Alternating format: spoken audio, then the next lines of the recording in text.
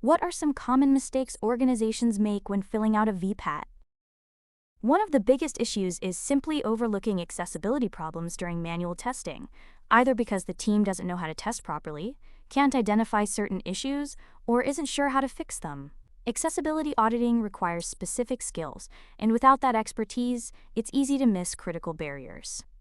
Another common mistake is relying solely on in-house testing and self-reporting. While that's better than nothing, a VPAT carries much more credibility when it's based on third-party testing. It's a bit like car manufacturers making claims about towing capacity.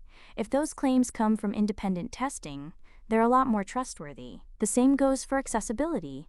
A VPAT validated by an unbiased expert adds weight and legitimacy to your claims.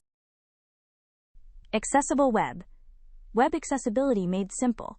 Explore our tools, services, and education offerings.